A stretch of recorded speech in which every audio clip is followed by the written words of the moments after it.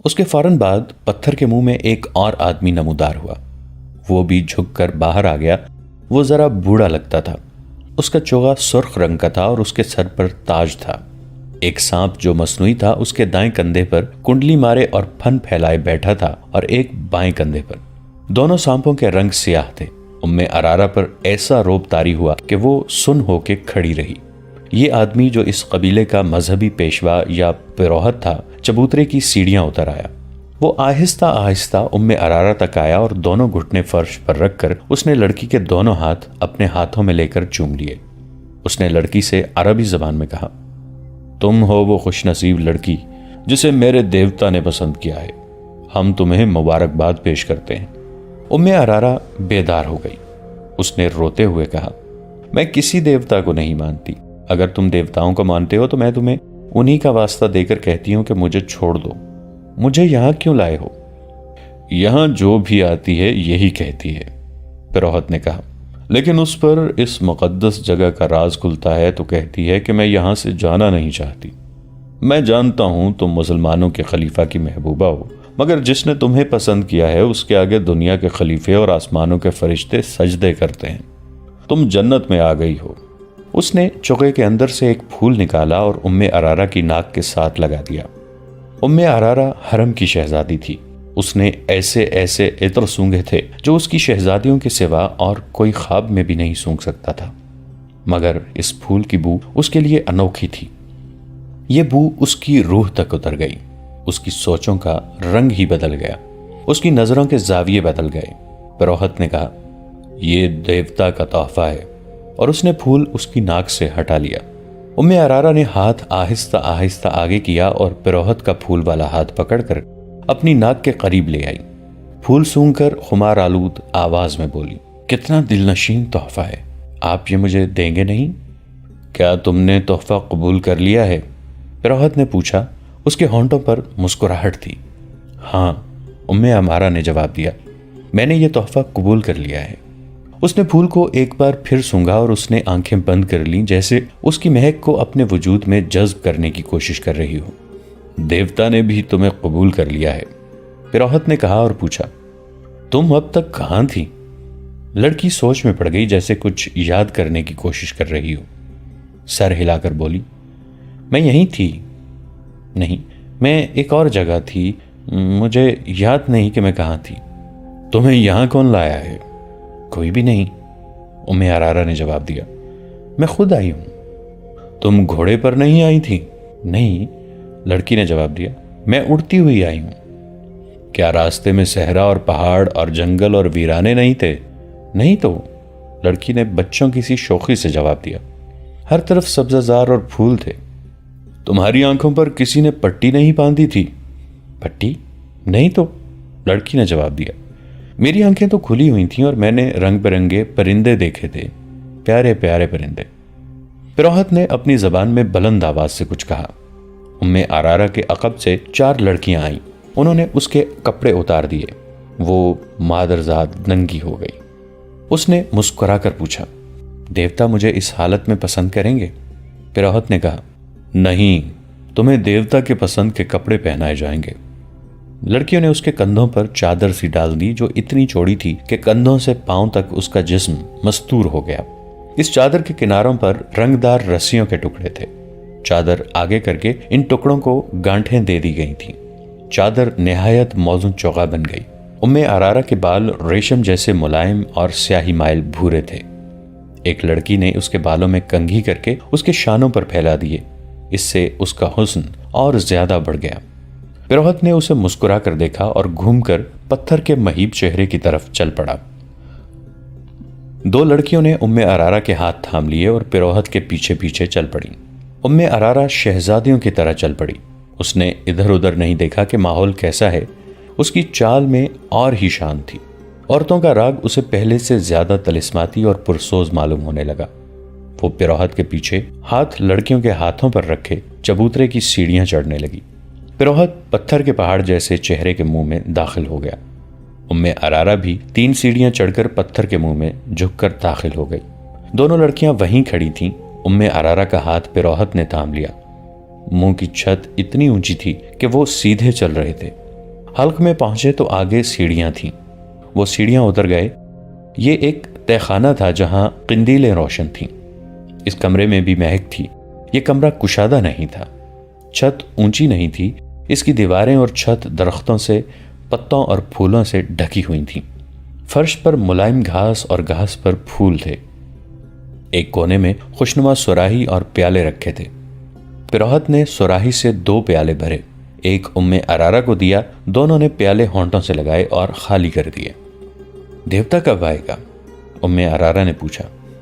تم نے ابھی اسے پہچانا نہیں؟ پروہت نے کہا۔ تمہارے سامنے کون کھڑا ہے؟ ام ارارا اس کے پاؤں میں بیٹھ گئی اور بولی، ہاں میں نے پہچان لیا ہے، تم وہ نہیں ہو جسے میں نے اوپر دیکھا تھا، تم نے مجھے قبول کر لیا ہے؟ ہاں، پروہت نے کہا، آج سے تم میری دلہن ہو۔ میں آپ کو اور کچھ نہیں بتا سکتا۔ میرے باپ نے مجھے بتایا تھا کہ پروہت لڑکی کو پھول سنگھاتا ہے جس کی خوشبو سے لڑکی کے ذہن سے نکل جاتا ہے کہ وہ کیا تھی، کہاں سے آئی ہے اور کس طرح لائی گئی ہے۔ وہ پروہت کی لونڈی بن جاتی ہے اور اسے دنیا کی گندی چیزیں بھی خوبصورت دکھائی دیتی ہیں۔ پروہت اسے 3 راتیں اپنے ساتھ تہہ خانے میں رکھتا ہے۔ یہ انکشاف ان 5 سوڈانی حبشیوں میں سے ایک نے علی بن سفیان کے سامنے کیا، جنہیں اس نے خلیفہ کے محافظ دستے میں سے نکالا تھا۔ یہ 5 اسی قبیلے میں سے تھے جس قبیلے کے وہ 4 تھے جنہوں نے ام ارارا کو اغوا کیا تھا۔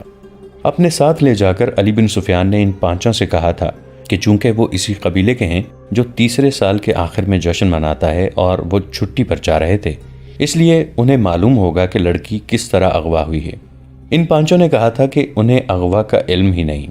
علی بن سفیان نے انہیں یہ لالچ بھی دیا کہ وہ سچ بتا دیں تو انہیں کوئی سزا نہیں دی جائے گی۔ پھر بھی وہ لا علمی کا اظہار کرتے رہے۔ یہ قبیلہ وحشیانہ مزاج اور خونخواری کی وجہ سے مشہور تھا۔ انہیں سزا کا ذرہ بھر ڈر نہ تھا۔ 5 بہت دلیری سے انکار کر رہے تھے۔ آخر علی بن سفیان کو وہ طریقے آزمانے پڑے جو پتھر کو بھی پگھلا دیتے ہیں۔ 5 کو الگ الگ کر کے علی بن سفیان انہیں اس جگہ لے گیا جہاں چیخیں اور آہ بکا کوئی نہیں سنتا تھا۔ مسلسل اذیت اور تشدد سے کوئی ملزم مر جائے تو کسی کو پرواہ نہیں ہوتی تھی۔ یہ 5 سوڈانی بڑے ہی سخت جان معلوم ہوتے تھے۔ وہ رات بھر اذیت سہتے رہے۔ علی بن سفیان رات بھر جاگتا رہا۔ آخر انہیں اس امتحان میں ڈالا گیا جو آخری حربہ سمجھا جاتا تھا۔ یہ تھا چکر، شکنجا، ریہٹ کی طرح چوڑے اور بہت بڑے پہیے پر ملزم کو الٹا لٹا کر ہاتھ رسیوں سے چکر کے ساتھ باندھ دیے جاتے تھے اور پاؤں ٹخنوں سے رسیاں ڈال کر فرش میں گاڑے ہوئے کیلوں سے کس دیے جاتے تھے۔ پہیے کو ذرا سا آگے چلایا جاتا تو ملزم کے بازو کندھے سے اور ٹانگیں کولہوں سے الگ ہونے لگتی تھیں۔ بعض اوقات ملزم کو کھینچ کر پہیے کو ایک جگہ روک لیا جاتا تھا۔ اذیت کا یہ طریقہ ملزموں کو بے ہوش کر دیتا تھا۔ سحر کے وقت ایک ادھیڑ عمر حبشی نے علی بن سفیان سے کہا، میں سب کچھ جانتا ہوں لیکن دیوتا کے ڈر سے نہیں بتاتا۔ دیوتا مجھے بہت بری موت ماریں گے۔ کیا اس سے بڑھ کر کوئی بری موت ہو سکتی ہے جو میں تمہیں دے رہا ہوں؟ علی بن سفیان نے کہا، اگر تمہارے دیوتا سچے ہوتے تو وہ تمہیں اس شکنجے سے نکال نہ لیتے۔ تم اگر مرنے سے ڈرتے ہو تو موت یہاں بھی موجود ہے۔ تم بات کرو، میرے ہاتھ میں ایک ایسا دیوتا ہے جو تمہیں تمہارے دیوتا سے بچا لے گا۔ یہ سوڈانی حبشی کئی بار بے ہوش ہو چکا تھا۔ اسے دیوتا تو نہیں، موت صاف نظر آ رہی تھی۔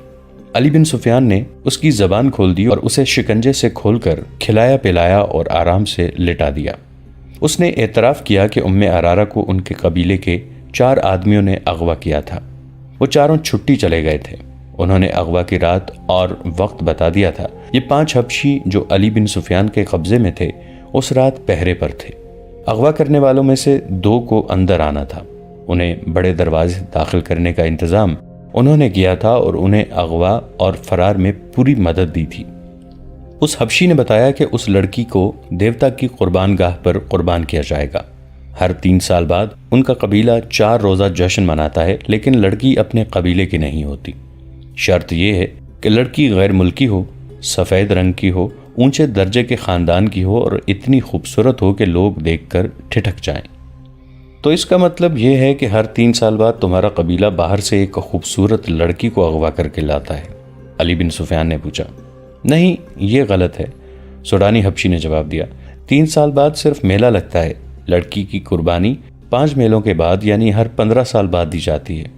مشہور یہی ہے کہ ہر 3 سال بعد لڑکی قربان کی جاتی ہے۔ اس نے اپنے باپ کے حوالے سے وہ جگہ بتائی جہاں قربانی دی جاتی تھی۔ پروہت کو وہ دیوتا کا بیٹا کہتا تھا۔ جہاں میلہ لگتا تھا اس سے 1.5 میل جتنی دور ایک پہاڑی علاقہ تھا جہاں جنگل بھی تھا۔ یہ علاقہ زیادہ وسیع اور عریض تھا۔ اس کے متعلق مشہور تھا کہ وہاں دیوتا رہتے ہیں اور ان کی خدمت کے لیے جن اور پریاں بھی رہتی ہیں۔ لوگ اس لیے یہ باتیں مانتے تھے کہ ہر طرف صحرا اور اس میں جزیرے کی طرح کچھ علاقہ پہاڑی اور سرسبز تھا جو قدرت کا ایک عجوبہ تھا۔ یہ دیوتاؤں کا مسکن ہی ہو سکتا تھا۔ اس علاقے میں فرعونہ کے وقتوں کے کھنڈر تھے۔ وہاں ایک جھیل بھی تھی جس میں چھوٹے مگرمچھ رہتے تھے۔ قبیلے کا کوئی آدمی سنگین جرم کرے تو اسے پروہت کے حوالے کر دیا جاتا تھا۔ پروہت اسے زندہ جھیل میں پھینک دیتا تھا جہاں مگرمچھ اسے کھا جاتے تھے۔ پروہت انہی کھنڈروں میں رہتا تھا۔ وہاں ایک بہت بڑا پتھر کا سر اور منہ تھا جس میں دیوتا رہتا تھا۔ ہر 15ویں سال کے آخری دنوں میں باہر سے ایک لڑکی اغوا کر کے لائی جاتی جو پروہت کے حوالے کر دی جاتی تھی۔ پروہت لڑکی کو ایک پھول سنگھاتا تھا جس کی خوشبو سے لڑکی کے ذہن سے نکل جاتا تھا کہ وہ کیا تھی، کہاں سے آئی تھی اور اسے کون لایا تھا۔ اس پھول میں کوئی نشہ آور بو ڈالی جاتی تھی جس کے اثر سے وہ پروہت کو دیوتا اور اپنا خامند سمجھ لیتی تھی۔ اسے وہاں کی گندی چیزیں بھی خوبصورت دکھائی دیتی تھیں۔ لڑکی کی قربانی انہی کھنڈرات میں دی جاتی تھی۔ لڑکی کو پروہت تہ خانے میں اپنے ساتھ رکھتا تھا۔ اس جگہ 4 مرد اور 4 خوبصورت لڑکیاں رہتی تھیں۔ ان کے سوا کسی کو پہاڑ کے اندر جانے کی اجازت نہیں تھی۔ لڑکی کو جب قربان گاہ پر لے جایا جاتا تو اسے احساس ہی نہ ہوتا کہ اس کی گردن کاٹ دی جائے گی۔ وہ فخر اور خوشی سے مرتی تھی۔ اس کا دھڑ مگرمچھوں کی جھیل میں پھینک دیا جاتا اور بال کاٹ کر قبیلے کے ہر گھر میں تقسیم کر دیے جاتے تھے۔ ان بالوں کو مقدس سمجھا جاتا تھا۔ لڑکی کا سر خشک ہونے کے لیے رکھ دیا جاتا تھا۔ جب گوشت ختم ہو کر صرف کھوپڑی رہ جاتی تو اسے ایک غار میں رکھ دیا جاتا تھا۔ لڑکی کسی کو دکھائی نہیں جاتی تھی۔ 15 سال پورے ہو رہے ہیں، اب کہ لڑکی کی قربانی دی جائے گی۔ اس حبشی نے کہا، ہم 9 آدمی مصر کی فوج میں بھرتی ہوئے تھے۔ ہمیں چونکہ نڈر اور وحشی سمجھا جاتا ہے اس لیے ہمیں خلیفہ کے محافظ دستے کے لیے منتخب کر لیا گیا۔ 2 مہینے گزرے، ہم نے اس لڑکی کو دیکھا۔ ایسی خوبصورت لڑکی ہم نے کبھی نہیں دیکھی تھی۔ ہم سب نے فیصلہ کر لیا کہ اس لڑکی کو اٹھا لے جائیں گے اور قربانی کے لیے پیش کریں گے۔ ہمارے ایک ساتھی نے جو کل مارا گیا ہے اپنے گاؤں جا کر قبیلے کے بزرگ کو بتا دیا تھا کہ اس بار قربانی کے لیے ہم لڑکی لائیں گے۔ ہم نے لڑکی کو اغوا کر لیا ہے۔ یہ قصہ صلاح الدین ایوبی کو سنایا گیا تو وہ گہری سوچ میں کھو گئے۔ علی بن سفیان ان کے حکم کا منتظر تھا۔ سلطان ایوبی نے نقشہ دیکھا اور کہا، اگر جگہ یہ ہے تو یہ ہماری عملداری سے باہر ہے۔ تم نے شہر کے پرانے لوگوں سے جو معلومات لی ہیں ان سے یہ ثابت ہوتا ہے کہ فرعون تو صدیاں گزرے مر گئے ہیں لیکن فرعونیت ابھی باقی ہے۔ بحیثیت مسلمان ہم پر فرض عائد ہوتا ہے کہ ہم اگر دور نہ پہنچ سکیں تو قریبی پڑوس سے تو کفر اور شرک کا خاتمہ کریں۔ آج تک معلوم نہیں کتنے والدین کی معصوم بیٹیاں قربان کی جا چکی ہیں اور اس میلے میں کتنی بیٹیاں اغوا ہو کر فروخت ہو جاتی ہیں۔ ہمیں دیوتاؤں کا تصور ختم کرنا ہے۔ لوگوں کو دیوتاؤں کا تصور دے کر نام نہاد مذہبی پیشوا لڑکیاں اغوا کر کے بدکاری اور عیاشی کرتے ہیں۔ میرے مخبروں کی اطلاعوں نے یہ بیہودہ انکشاف کیا ہے کہ ہماری فوج کے کئی کماندار اور مصر کے پیسے والے لوگ اس میلے میں جاتے ہیں اور لڑکیاں خریدتے یا چند دنوں کے لیے کرائے پر لاتے ہیں۔ علی بن سفیان نے کہا، کردار کی تباہی کے علاوہ یہ خطرہ بھی ہے کہ سوڈانیوں کی برطرف فوج کے عسکری اس میلے میں زیادہ تعداد میں جاتے ہیں۔ ہماری فوج اور ہمارے دوسرے لوگوں کا سوڈانی سابقہ فوجیوں کے ساتھ ملنا جلنا اور جشن منانا ٹھیک نہیں۔ یہ مشترکہ تفریح ملک کے لیے خطرناک ثابت ہو سکتی ہے۔ علی بن سفیان نے ذرا جھجک کر کہا، اور لڑکی کو قربان ہونے سے پہلے بچانا اور خلیفہ کے حوالے کرنا اس لیے بھی ضروری ہے کہ اسے معلوم ہو جائے کہ اس نے آپ پر اغوا کا جو الزام عائد کیا ہے وہ کتنا بے بنیاد اور لغو ہے۔ مجھے اس کی کوئی پرواہ نہیں علی، سلطان ایوبی نے کہا۔ میری توجہ اپنی ذات پر نہیں، مجھے کوئی کتنا ہی حقیر کہے اسلام کی عظمت کے فروغ اور تحفظ کو نہیں بھول سکتا۔ میری ذات کچھ بھی نہیں، اور تم بھی یاد رکھو علی، اپنی ذات سے توجہ ہٹا کر سلطنت کے استحکام اور فلاح و بہبود پر توجہ مرکوز رکھو۔ اسلام کی عظمت کا امین خلیفہ ہوا کرتا تھا، مگر وقت گزرنے کے ساتھ ساتھ خلیفے اپنی ذات میں گم ہوتے گئے اور اپنے نفس کا شکار ہو گئے۔ اب ہماری خلافت اسلام کی بہت بڑی کمزوری بن گئی ہے۔ صلیبی ہماری اس کمزوری کو استعمال کر رہے ہیں۔ اگر تم کامیابی سے اپنے فرائض نبھانا چاہتے ہو تو اپنی ذات اور اپنے نفس سے دستبردار ہو جاؤ۔ خلیفہ نے مجھ پر جو الزام عائد کیا ہے اسے میں نے بڑی مشکل سے برداشت کیا ہے۔ میں اوچھے وار کا جواب دے سکتا تھا مگر میرا وار بھی اوچھا ہوتا، پھر میں ذاتی سیاست بازی میں الجھ جاتا۔ مجھے خطرہ یہی نظر آ رہا ہے کہ ملت اسلامیہ کسی دور میں جا کر اپنے ہی حکمرانوں کی ذاتی سیاست بازیوں، خود پسندی، نفس پرستی اور اقتدار کی ہوس کی نظر ہو جائے گی۔ گستاخی کی معافی چاہتا ہوں محترم امیر، علی بن سفیان نے کہا۔ اگر آپ اس لڑکی کو قربان ہونے سے بچانا چاہتے ہیں تو حکم صادر فرما دیجیے، وقت بہت تھوڑا ہے، پرسوں سے میلہ شروع ہو رہا ہے۔ فوج میں یہ حکم فوراً پہنچا دو کہ اس میلے میں کسی فوجی کو شریک ہونے کی اجازت نہیں۔ سلطان ایوبی نے نائب سالار کو بلا کر کہا، خلاف ورزی کرنے والے کو اس کے عہدے اور رتبے سے قطع نظر 50 کوڑے سرے عام لگائے جائیں گے۔ اس حکم کے بعد اسکیم بننے لگی۔ متعلقہ حکام کو سلطان ایوبی نے بلا لیا تھا۔ انہوں نے سب سے کہا تھا کہ ہمارا مقصد یہ ہے کہ اس طلسم کو توڑنا ہے۔ یہ جگہ فرعونیت کی آخری نشانی معلوم ہوتی ہے۔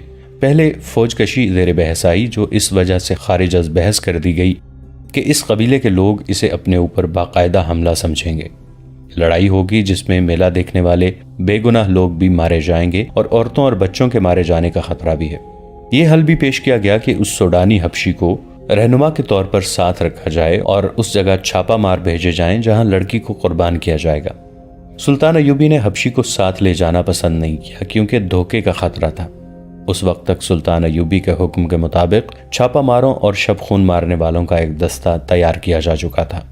اسے مسلسل جنگی مشقوں سے تجربہ کار بنا دیا گیا تھا کہ وہ جانبازوں کا دستہ تھا جنہیں جذبے کے لحاظ سے اس قدر پختہ بنا دیا گیا تھا کہ وہ اس پر فخر محسوس کرنے لگے کہ انہیں جس مہم پر بھیجا جائے گا اس سے وہ زندہ واپس نہیں آئیں گے۔ نائب سالار الناصر اور علی بن سفیان کے مشوروں سے یہ طے ہوا کہ صرف 12 چھاپا مار اس پہاڑی جگہ کے اندر جائیں گے جہاں پیروہت رہتا ہے اور لڑکی قربان کی جاتی ہے۔ حبشی کی دی ہوئی معلومات کے مطابق اس رات میلے میں زیادہ رونق ہوتی ہے کیونکہ وہ میلے کی آخری رات ہوتی ہے۔ قبیلے کے لوگوں کے سوا کسی اور کو معلوم نہیں ہوتا کہ لڑکی قربان کی جا رہی ہے۔ جسے معلوم ہوتا ہے وہ یہ نہیں بتاتا کہ قربان گاہ کہاں ہے۔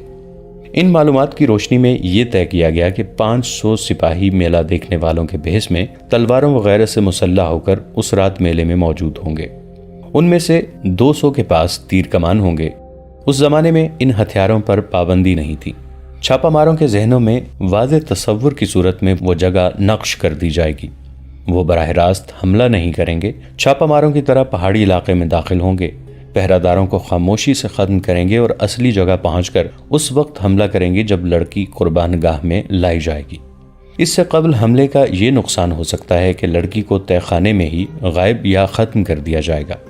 یہ معلوم ہو گیا تھا کہ قربانی آدھی رات کے وقت پورے چاند میں دی جاتی ہے۔ 500 سپاہیوں کو اس وقت سے پہلے قربان گاہ والی پہاڑیوں کے ارد گرد پہنچنا تھا۔